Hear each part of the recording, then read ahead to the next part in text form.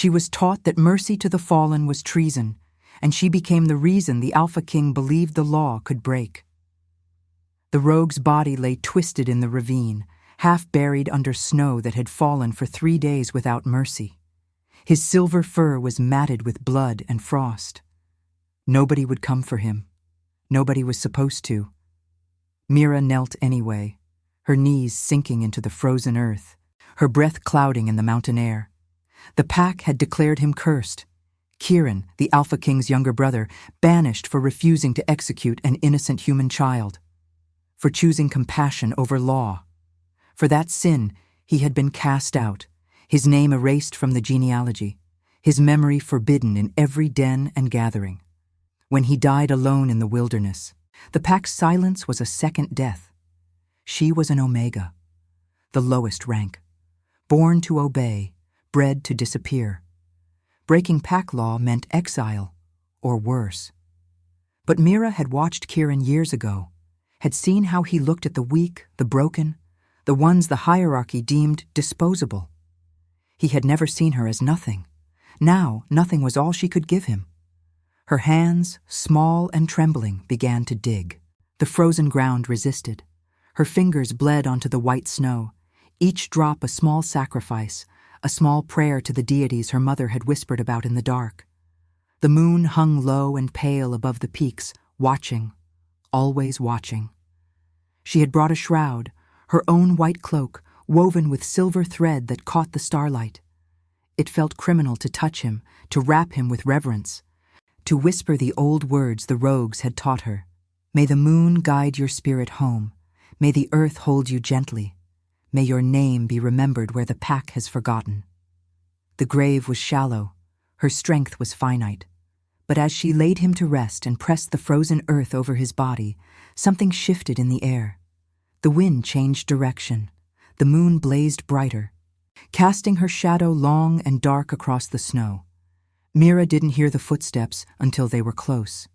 She turned, her heart fracturing in her chest, expecting hunters. Instead, she found a wolf twice her size, silver and black, with eyes like winter itself, ancient, sorrowful, and burning with something she couldn't name. His fur was torn at the shoulder. Fresh blood stained his muzzle. His human form was buried beneath muscle and rage, and something deeper, recognition. The Alpha King stood above the grave, staring at the shroud, at the symbol she had carved into the frozen stone, a wolf's paw intertwined with a human's hand. Mira dropped to her belly, the traditional submission, her throat exposed. This was death. This was the end of her small, quiet life. But the Alpha King did not move. His breathing was ragged, controlled only by will. She could feel the grief radiating from him like heat from a fire. The grief of a man who had lost everything, and now discovered he had lost something he didn't even know he was still seeking. "You knew him," he said. His voice was smoke and gravel. It was not a question. "I did, my king," she whispered, not lifting her head. "I am sorry. I broke the law. I accept exile. I accept—" What was his last moment? The question cut through her confession like a blade. Mira's throat closed. She had not seen his final breath. She had found him already cold, already gone. But she understood what the Alpha King was asking. He was asking if his brother had died alone, if his brother had been forgotten before his body even grew cold. "I don't know," she admitted, "but I know that someone came for him. Someone remembered. That must count for something." The silence stretched between them like a chasm. The wind picked up, scattering snow across the grave, across her trembling form, across the Alpha King's massive shoulders. He stood there, a statue of marble and moonlight, a king who had banished mercy and was now confronted with its proof, that it had existed all along in the heart of a nothing Omega he had never noticed. Finally, he lowered himself beside the grave, not in submission, in vigil. "What is your name?" he asked. "Mira. Mira." He spoke it like a word in a dead language, resurrecting it. You have committed treason against the pack law. You will not be exiled." She looked up, confusion flooding her fear. "You will come with me to the castle. You will tell me everything you knew of my brother, and you will help me understand what I have been too blind to see." He turned to face her fully, and in his eyes, she saw something break and reform, the fracture of a man beginning to recognize his own wound. "The law was wrong," he said quietly. "I think my brother knew that all along." The throne room was a cathedral of ice and shadow, its vaulted ceiling lost to darkness, torches casting crimson light across walls of pale stone. Mira had never been inside a castle before. Her entire existence had been conducted in quarters barely larger than a closet, in hierarchies that treated her as furniture. Here, she was something else, something the king had brought from the mountain, something that demanded explanation. She stood before the council, her legs locked to keep from trembling. 7 high-ranking alphas and betas surrounded the king, their eyes narrowed with suspicion and hunger. An Omega appearing at the castle was unprecedented. An Omega arriving with the Alpha King, arriving with purpose, was dangerous. "She broke the edict," one of them said. "Garrett, the king's first beta, a scarred mountain of a man. The rogue Kieran was declared anathema.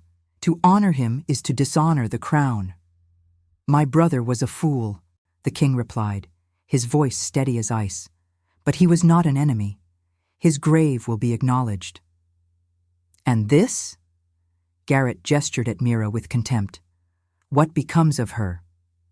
The king rose from his throne, descending the steps with deliberate slowness. Each footfall echoed through the chamber. He stopped before Mira, and she felt the weight of his presence like a physical force, like standing at the edge of a cliff in a storm. "She will remain in the castle.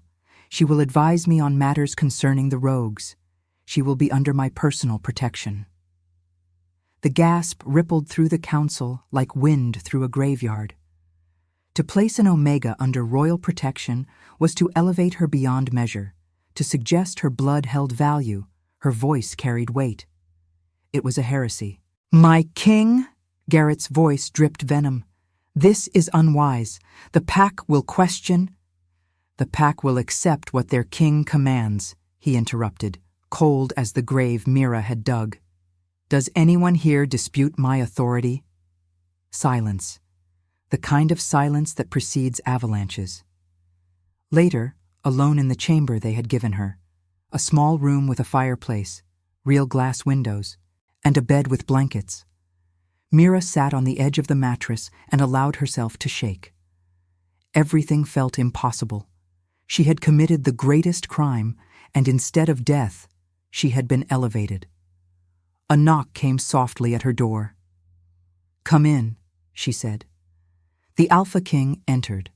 Without his crown, without his council surrounding him, he looked younger and infinitely older. The weight of responsibility and grief carved itself into every line of his face. He carried a bundle of cloth. "I thought you might want this," he said, offering it to her.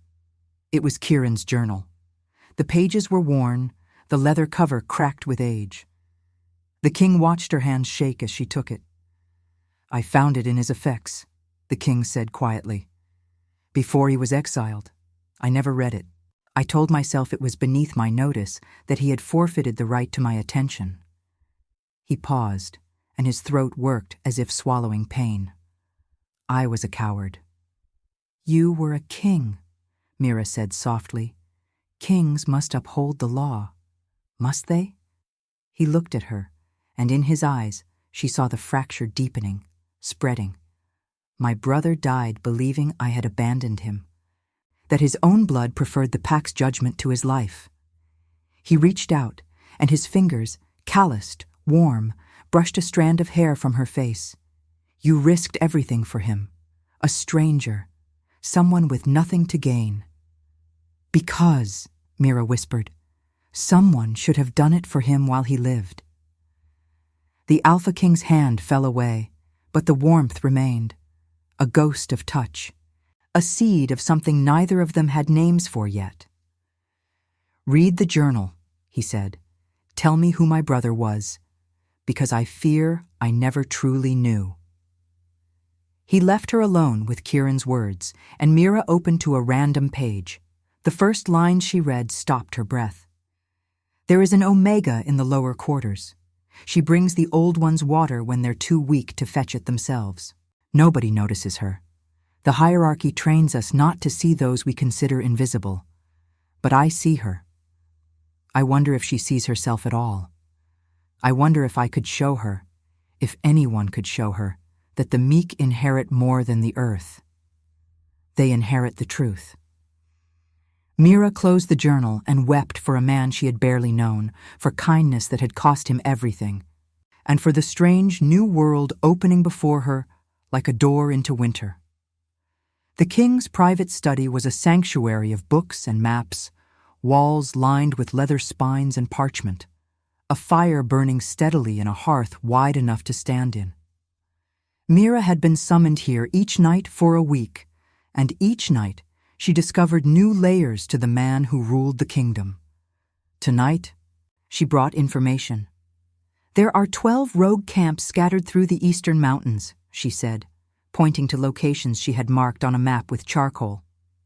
Kieran mentioned them in his journal, small communities, mostly older wolves and those cast out for refusing to follow brutal orders. The king studied the map, his expression unreadable. He had changed since the grave. The hardness had not softened, but it had developed cracks, spaces where light could enter, spaces where doubt and grief had begun their slow work of dissolution. "How do you know these details?" he asked. Kieran wrote about them, about the refugees he found, about trying to help them survive. She hesitated. "And I knew some of them. Before I was brought here, the pack's lowest always know where to find the condemned." The king looked at her, truly looked at her, as if seeing past the invisibility that had protected her all her life. "You were friends with rogues." "I was a friend to those nobody else acknowledged," she corrected quietly. "The rogues took me in when the pack would have let me starve. Kieran taught me that strength wasn't about dominance. It was about choosing kindness when cruelty was easier." A sound came from the king, not quite a laugh, more like the breaking of ice. "My brother was executed by doctrine and canonized by an omega serving below stairs." He moved to the window, looking out at the white peaks catching moonlight. "The law I upheld destroyed him, and in destroying him, it drove away the very people who might have saved the kingdom from itself." "What do you mean?" Mira asked. "The rogues are not monsters, are they? They're witnesses, evidence that the hierarchy fails, that the strong don't have to devour the weak to maintain their power." Mira stepped closer. "My king, this is dangerous talk. If the council, damn the council." But his voice was not reckless. It was deliberate, transforming. "Kieran was right, and I have spent 3 years proving it by the only method I understand, by continuing to fail him. Every day he remains dead. Every day I honor the law that killed him." He turned to her, and the moonlight caught his eyes, making them silver as mirrors. "I want to meet them," he said. "The rogues, alone. I want to know who my brother spent his last years protecting." "They will kill you," Mira said flatly. "You are the king. You represent the hierarchy that hunts them. Then you will convince them not to." He stepped closer, and she held her ground.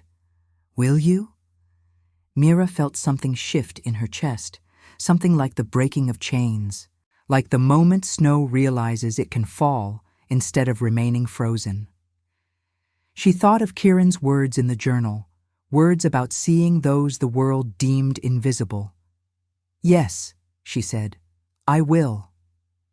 And now, I invite you to leave a trace of your presence. Tell us in the comments where in the world you're watching from, and the exact hour you hear this story.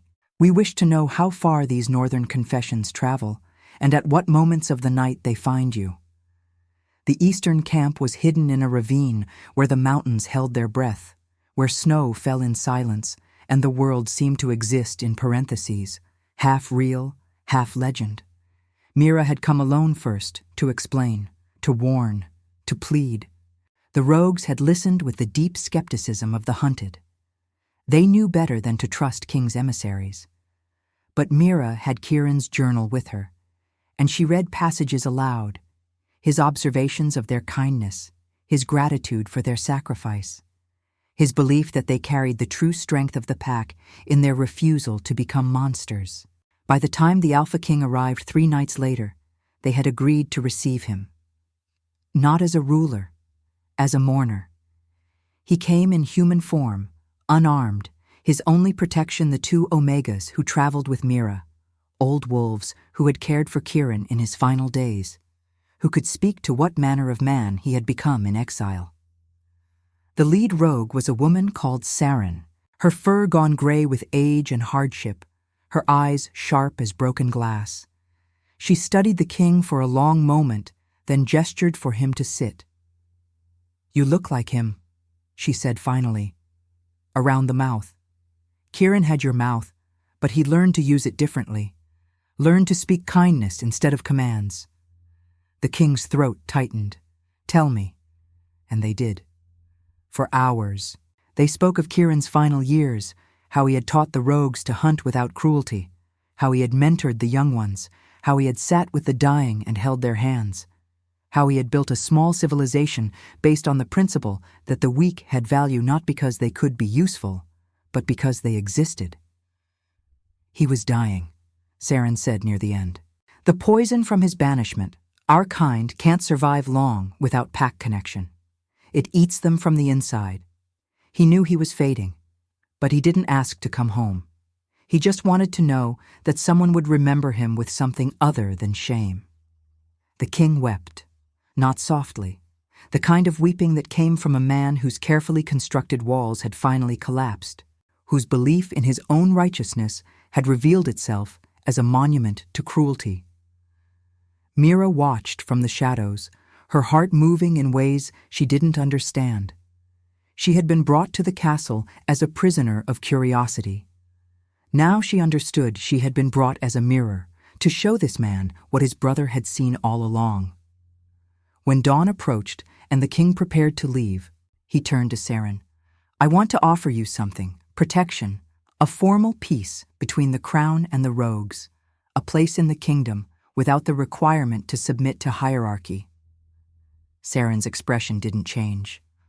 "Why would you do this?" "Because my brother was right," the king said simply, "and I was wrong. And the only way to honor him is to live as he believed a wolf should live, with mercy." "The council will tear you apart," Saren warned. "Then I will bleed," he replied. "But at least I will bleed honorably."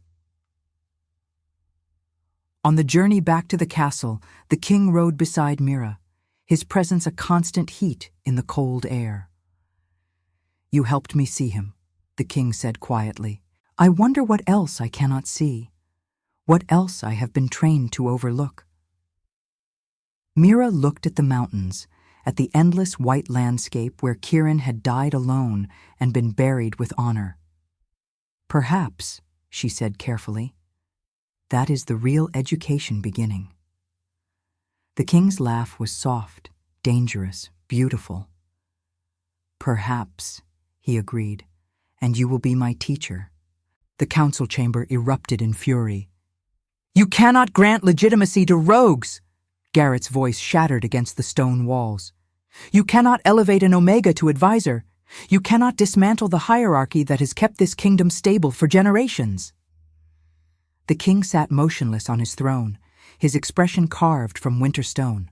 Around him, the high-ranking wolves snarled and raged, their human forms flickering as their wolf halves demanded dominance, demanded submission, demanded the return of law and order. Mira stood to the side, her small frame somehow enormous in the sea of alpha rage.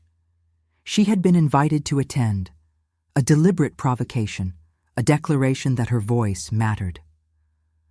"The hierarchy kept us safe," the king said quietly, and the sound silenced even Garrett's fury. "It kept us ordered. It kept us strong. He rose, descending the steps slowly. It also murdered my brother, for mercy. It isolated those who questioned cruelty. It told the weak that their survival was a burden on the strong. As it should be, one of the younger alphas cried. The only thing weakness produces is cruelty in those who seek to prove their strength against it. The king interrupted. My brother understood something I spent years denying. The measure of a kingdom is not the power of its strongest, but how it treats its most vulnerable. He gestured, and Mira stepped forward. The council recoiled, as if her proximity to the throne was contagion. This Omega risked exile to honor a rogue, the king continued. She followed a law of mercy that transcended our written code. She is the reason I found my brother's grave. She is the reason I have begun to understand that I have been ruling a kingdom based on a lie. My king? Garrett's voice was low, lethal. You speak treason against your own order. I speak truth against a tyranny I mistook for justice. The king's eyes blazed silver in the torchlight. There will be reform. The rogues will be integrated. The hierarchy will flatten. Any who refuse will face exile, myself first, if necessary. You would surrender the crown? Garrett's shock was genuine. I would surrender everything to be even a fraction of the man my brother was, the king replied. And I suggest you consider whether your loyalty is to the crown or to the principles the crown claims to serve. The council fractured. Some wolves stormed from the chamber, their forms flickering between human and animal in rage. Others remained, cautious, calculating. The kingdom's stability hung by a thread. Later, in Mira's chamber, the king found her standing at the window, looking out at the mountains. You've made enemies, she said without turning. I know. They will try to remove you. I know that too. He moved beside her, and his reflection appeared in the glass beside hers, a giant beside a shadow, yet somehow equal in the dark.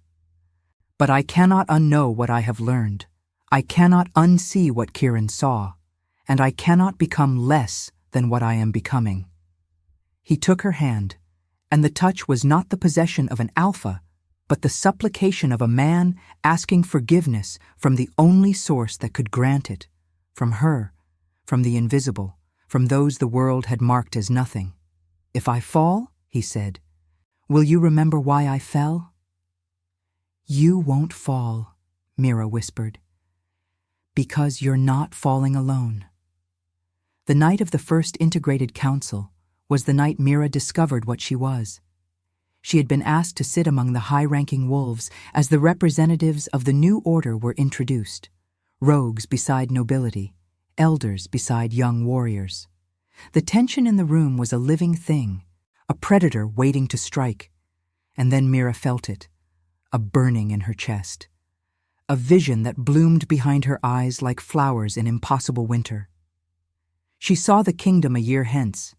She saw the rogues thriving in the eastern valleys, saw the hierarchy becoming something softer, more merciful. She saw a man who looked like the king, but younger, a child born from the union of crown and mercy. She saw blood spilled and redeemed. She saw futures branching and collapsing and reforming. She saw the truth that nobody else could see. Mira gasped, and the burning faded.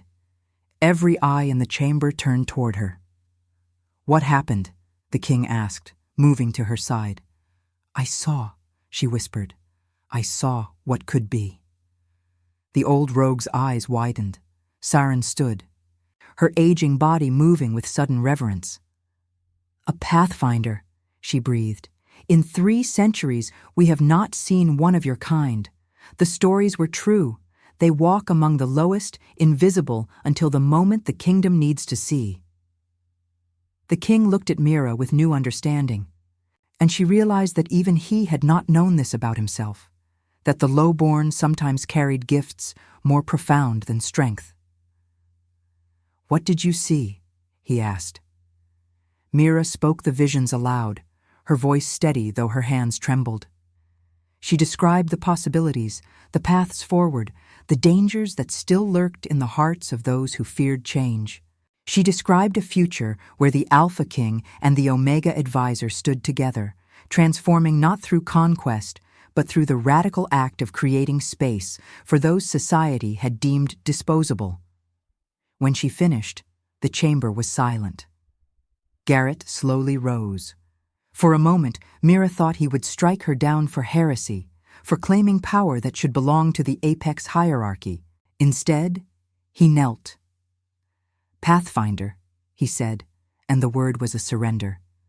"Forgive me. I have been hunting an enemy I did not understand." One by one, the others knelt, not in submission to hierarchy, but in acknowledgement of truth.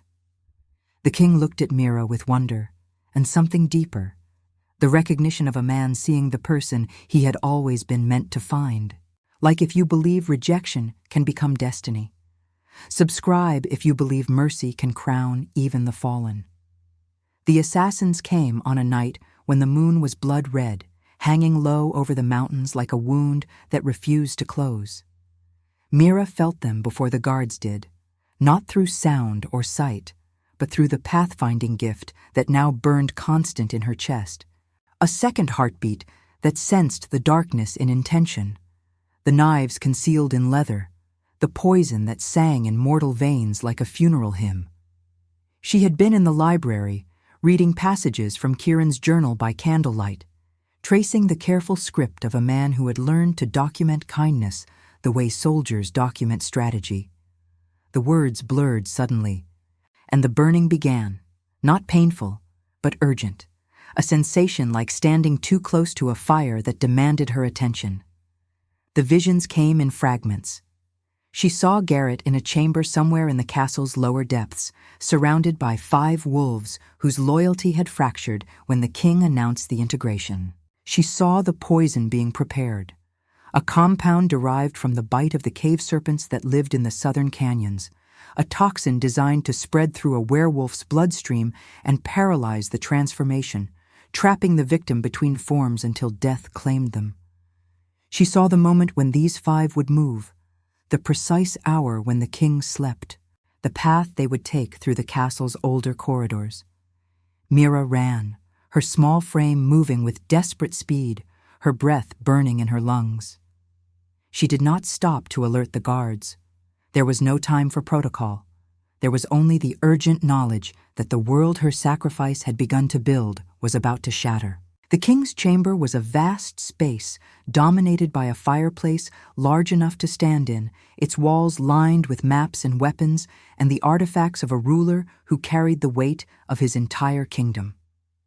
He was awake when she burst through the doors, sitting by the window in human form, looking out at the moonlit mountains with an expression of such profound melancholy that Mira's heart fractured. "They're coming!" she gasped, unable to catch her breath. "Tonight, Garrett and his followers, they have poison. They mean to kill you before dawn." The king turned slowly, and there was no shock in his expression, only the deep recognition of a man who had always known that transformation would demand a price. "How do you know?" he asked quietly. "I saw it, the pathfinding. I see the paths forward, and this one was so clear, so certain, that I could trace it like following a map through familiar territory." She moved to him, her hands shaking. "We have to run. We have to get you to the rogues in the eastern valleys. Garrett cannot touch you there. The reformed pack will protect—" "No." The king rose and took her hands, stilling their trembling. His skin was warm, his grip steady. "If I run, then everything we have built crumbles. The council will say the Pathfinder was wrong, that the visions were deceptions. They will use my absence as proof that a kingdom cannot be ruled by mercy." "Then we fight," Mira said desperately. "We alert the guards. We gather the loyal wolves. We'll spill blood," the king finished, "and start a civil war that will devastate both the old pack and the rogues. Families will be torn apart. The very integration we sacrificed so much to achieve will become a battlefield. He released her hands and moved to his wardrobe, beginning to dress in the formal robes of ceremony, not the practical armor of war, but the garments of a king preparing for judgment. As he moved, he spoke, his voice low and deliberate. There is another path, one you have not seen yet, because it requires a choice that hasn't been made. Give me the pendant. Mira's hand went to her chest, where Kieran's pendant hung, the crescent moon carved with symbols of ancient power, the gift that had marked her as Pathfinder, the object that contained the accumulated wisdom of centuries of hidden knowledge. The pendant is yours, she said. It has been passed through your family for generations. It is the source of your connection to the old magic. Which is why it must go to you, the king said, extending his hand. Take it, wear it. Understand that it is not an ornament. It is a covenant, a binding between the keeper and the kingdom. When I fall tonight, and I will fall, because that is the path that leads to renewal, you must be ready to lead not as a ruler, but as a guide. The rogues will follow a pathfinder. The young wolves will follow someone who bears Kieran's pendant. The old guard will resist, but resistance will crumble when they see that mercy has a face, a voice, and the power to see futures they cannot imagine. I won't let you die for this, Mira said fiercely, even as she reached for the pendant, even as she felt it burning against her palm like a piece of the moon itself. You won't, the king agreed. But you will let me choose what my life means. My brother was killed for mercy. I will not be killed despite it. I will be killed for it, and that distinction will change everything. He clasped the pendant around her neck, and as it settled against her chest, Mira felt the visions multiply, branching into dozens of potential futures, each one leading somewhere different, each one contingent on choices being made in the next few hours. How long? She asked. 3 hours, perhaps 4. The moon is at its apex. Garrett wants maximum darkness for what comes after. The king moved to his weapons, selecting not the ceremonial blade that hung above his throne, but an older sword, one that had belonged to Kieran, that bore the marks of 1,000 small mercies.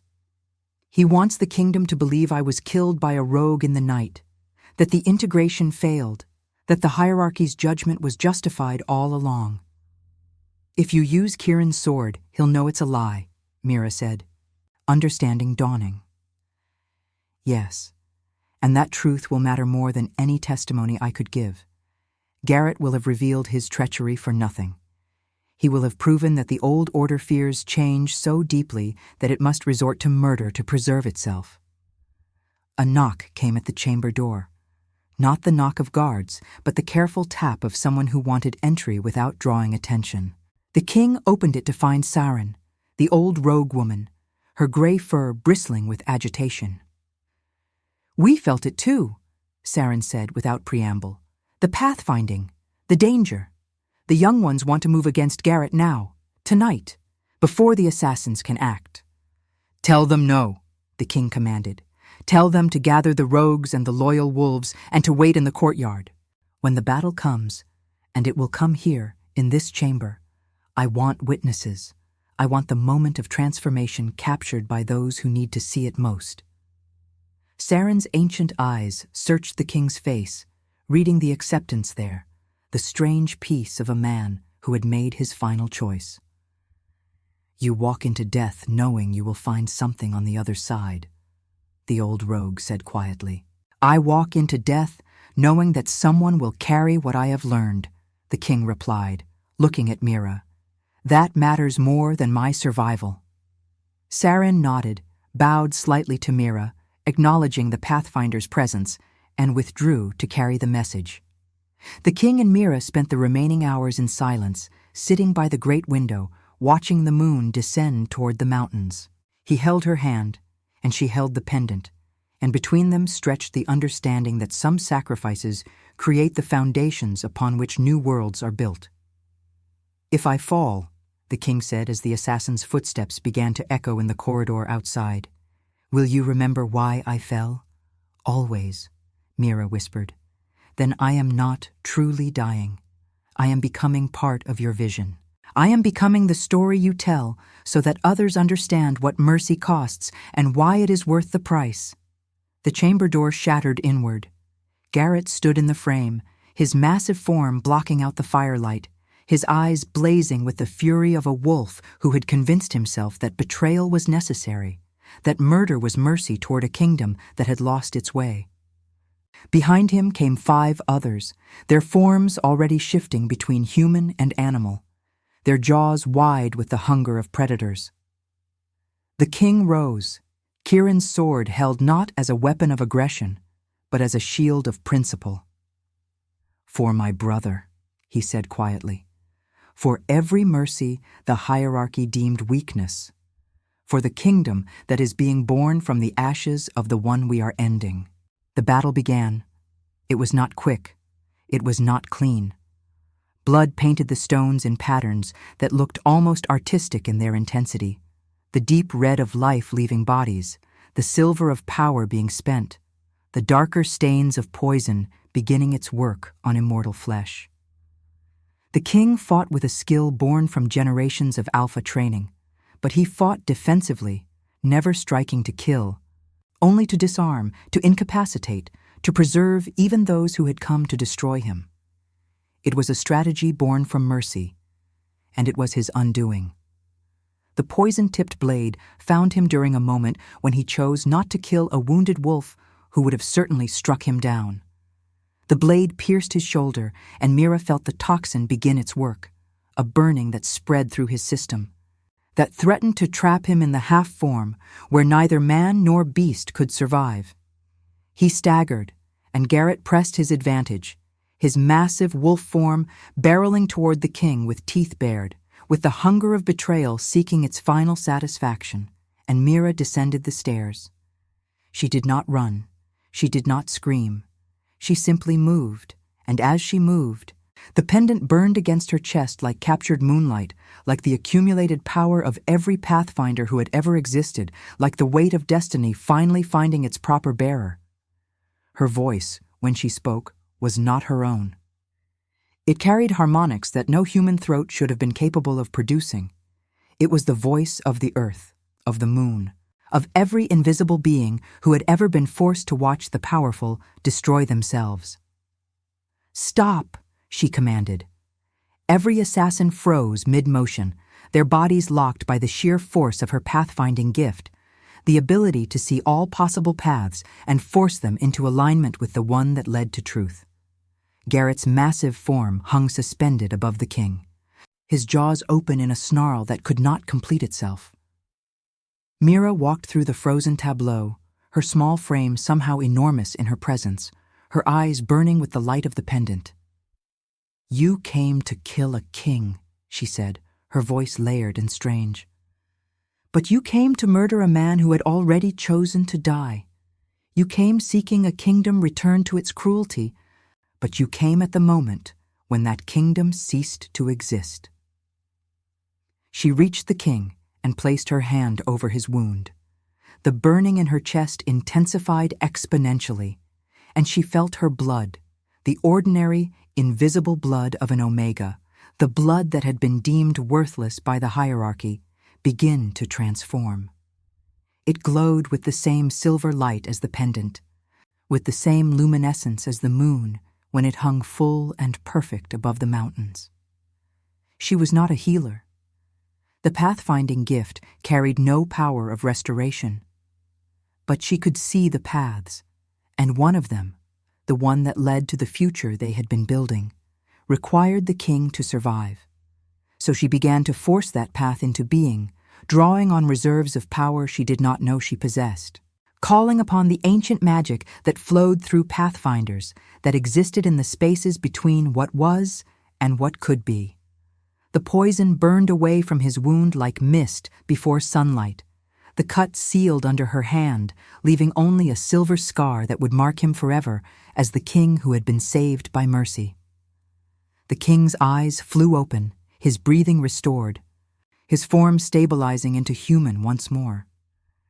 "That cost you," he whispered, seeing the exhaustion in her face, understanding what she had sacrificed. "Yes," Mira acknowledged, and her voice was her own again, thin and tired.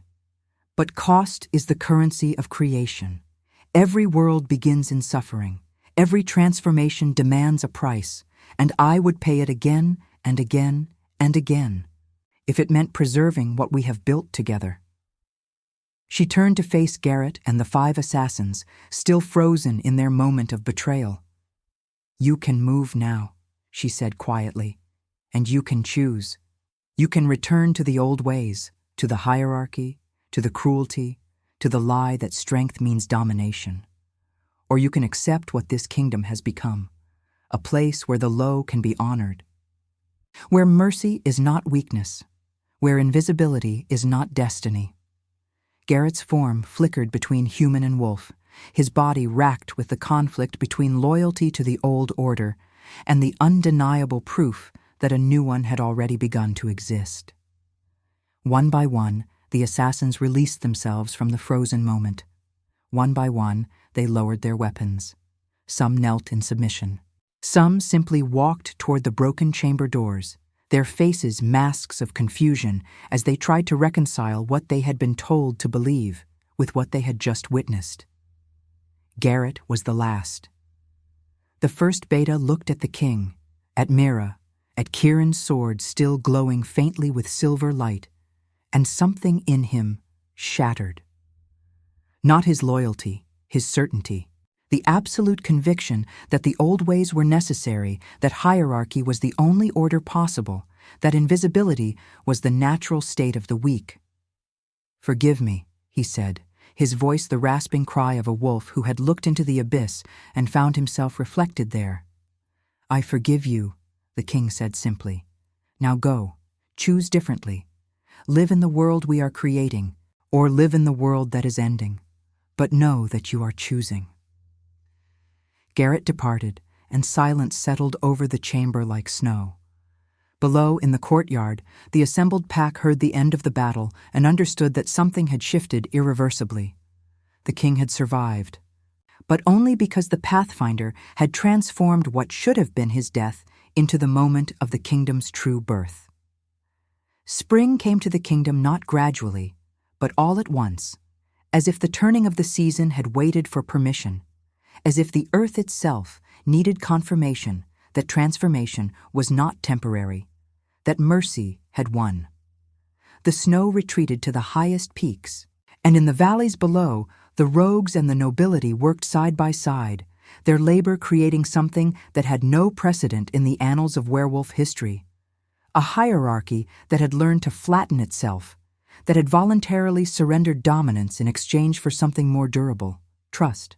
The fields that had been managed solely by the lowest-ranked wolves now flourished under the hands of mixed crews, young alphas learning alongside elders, discovering that strength was not diminished by cooperation, that power multiplied when wielded with consideration for those who depended upon it. The kitchens expanded to accommodate the dietary preferences of the integrated pack. The learning halls opened to teach rogues the skills that had been reserved for the nobility. The spaces that had been marked Omega territory simply ceased to exist as separate places, and the Omega wolves moved freely through the castle, their presence no longer a reminder of hierarchy, but a constant marker of the revolution that had taken place. Mira had healed slowly from the sacrifice. The silver light that had poured from her during those final moments of the battle had cost her 3 weeks of unconsciousness and 4 months of recovery, months during which the king had rarely left her side, had barely participated in the immediate restructuring of the kingdom, had instead remained present in her chamber like a devoted guard, like a man who understood that she had saved his life, had transformed his death into his beginning, and had earned his complete devotion. The coronation took place on a morning when the sun rose perfectly over the eastern mountains, illuminating the path that led to Kieran's monument. The grave had been moved from its isolated ravine into the courtyard of the castle itself, a deliberate choice, a public refusal to allow the rogue prince to remain hidden. The monument was carved from white marble, and its surface bore the inscription that Mira had composed. Here lies Kirin of the Silver Line, who taught mercy to a kingdom, who died believing he had failed, who was honored only after death, who is now the foundation upon which all that is good in this reign is built. May we never forget the cost of compassion, nor the price paid by those who loved before the world was ready to receive their love. The watching wolves, thousands of them, packed into the courtyard, spilling out into the streets beyond, fell silent as the king descended the steps toward the throne that had been placed before Kirin's monument. He wore the formal robes of ceremony, woven from white silk and adorned with silver thread that caught the sunlight like captured moonlight. His bearing was regal, but his face carried the marks of everything he had endured, every choice that had cost him certainty, every moment he had chosen mercy over dominance. Beside him, Mira ascended the steps. She wore a gown that matched the marble of the monument, pure white, unadorned except for the pendant that hung at her throat, the crescent moon carved with ancient symbols that seemed to glow even in daylight. 3 months had passed since the battle. The poison had been purged from the king's system through a combination of the old magic that Saren could perform and the everyday care that Mira had provided, sitting with him through the fevered dreams, speaking to him of the futures she saw, reminding him that his survival mattered because the kingdom needed his living presence to believe in the possibility of transformation. In those months, the council had undergone its own reformation. Garrett had taken exile, had journeyed into the southern territories where the old ways still held sway, but had sent word through intermediaries that he acknowledged the legitimacy of the new order, even if he could not personally accept it. Other council members had joined the integration, had begun the work of undoing centuries of hierarchical thinking, had discovered in their own lives that mercy was not weakness, but a different kind of strength, one that sustained rather than consumed. The coronation ceremony began with the traditional words, but they had been rewritten, transformed by a committee that included rogues, omegas, and the most progressive of the alphas. As the king knelt before his own people, a gesture of humility that would have been unthinkable a year before, Saren stepped forward carrying the crown. But it was not the crown of dominion that she held. It was something older, something that had been buried in the deepest archives of the castle, something that predated the hierarchy itself. It was a crown of woven moonlight and silver branches, worked by hands that had been dead for centuries, carved with symbols that spoke of a time when werewolf kingdoms had been ruled not by strength, but by wisdom, when alphas had been servants rather than masters, when the lowest-ranked wolves had been consulted on matters of importance because their perspective carried the truth of lived experience rather than the privilege of power. "I place this upon your head," Saren said, her voice carrying across the vast courtyard, "not as a symbol of dominion over others, but as a reminder of your service to the kingdom. May you wear it humbly. May you remember that your strength is measured not by those who kneel before you, but by those who choose to walk beside you." The king rose with the crown upon his head, and the watching wolves erupted in a howl. Not the predatory cry of hierarchy's dominance, but a unified voice that sounded like the wind through canyons, like the voices of those who had finally found their place in a kingdom that valued them. Then it was Mira's moment. The king turned to face her, and Saren came forward, carrying a second crown, one crafted specifically for this moment, for this person, for the role that had never before existed in werewolf history. It was smaller than the king's crown, made not of moonlight, but of silver, and woven with threads of the same material from which Mira's blood had glowed during the sacrifice. It was, in essence, a crown made of her own transformed essence, a physical manifestation of the pathfinding gift made visible. "I place this upon your head," the king said, his voice carrying the weight of every moment he had learned to value mercy over dominance. "Not as a symbol of authority over others, but as a covenant between you and this kingdom. You see what we cannot see. You show us the paths that lead to becoming what we could be. May we have the wisdom to follow your guidance. May we have the courage to become the people your visions reveal we can become." He reached out and placed the crown upon her brow, and Mira felt the moment crystallize, felt herself transformed from invisible Omega into something that had a name, a title, a permanent place in the structures of power, the pathfinder of the realm, the guide who could see futures that others could only imagine. The crowd erupted, and this time there was no division between the sounds. The rogues and the nobility and the Omegas and the young wolves all howled together, their voices creating something beautiful, something that echoed off the mountains and seemed to reverberate through the very earth itself. That night, the celebration continued in the great hall. Long tables had been laid with foods prepared by every rank of the integrated pack, and the mixing was genuine now, not the careful navigation of those still learning how to exist together, but the ease of a kingdom that had begun to believe in its own transformation. Wine flowed, stories were told, music played on instruments that the rogues had introduced from the southern territories, music that the nobility had never imagined could exist within these castle walls. Mira stood on a balcony overlooking the festivities, and the king found her there as the night deepened, as the moon climbed high enough to illuminate the entire kingdom below. "Thank you," he said, and the simplicity of the words carried universes of meaning. "For what?" Mira asked, though she knew. "For breaking the law to show me truth. For risking everything to teach me that the lowest among us sometimes carry the highest wisdom. For bleeding silver light so that a kingdom could see a different way of being." He took her hand, and the touch was not the possession of an alpha claiming what was beneath him, but the supplication of an equal asking for permission to exist in the same space. "For becoming what I needed you to be, even though I didn't know such a thing was possible." "I was always here," Mira said softly. "The pack just didn't know how to see me. You taught yourself to see. That matters more than anything." They stood in silence as the moon climbed higher, casting silver light across the valleys where the rogues slept, across the castle where the young wolves dreamed of different futures, across the fields where new growth was pushing through the last of winter's stubborn hold. "Do you see it?" the king asked. "The path forward, the destiny of what we're building?" Mira closed her eyes and let the pathfinding gift unfold within her.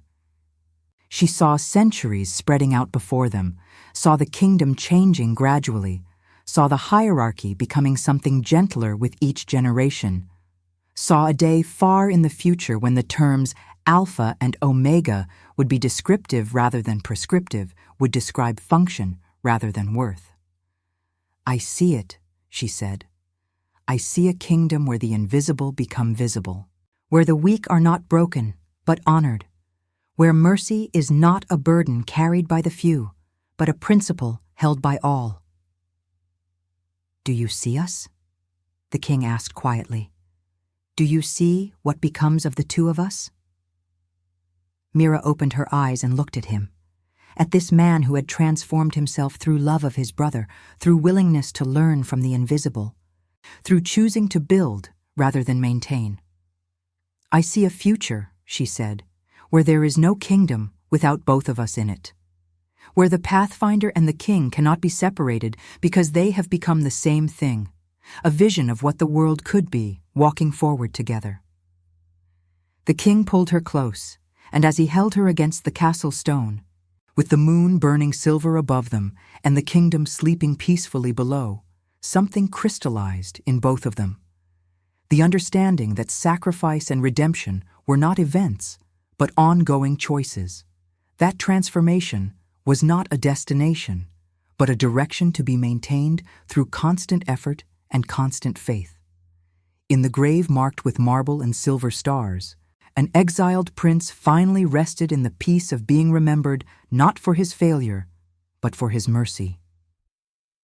In the castle above, a king and a pathfinder stood watching the future unfold, knowing that whatever came next, they would face it together, crowned not with dominance, but with the sacred obligation to build a kingdom where everyone could see themselves reflected in positions of value. The law had broken, the hierarchy had fractured, and from the depths of winter, spring had finally emerged, carrying with it the promise that redemption could indeed crown even the fallen, because the fallen had learned to recognize the grace in what the lowest among them could teach. If your heart beat alongside ours, like, comment, and subscribe. Because every soul that joins our moon keeps the flame of redemption alive.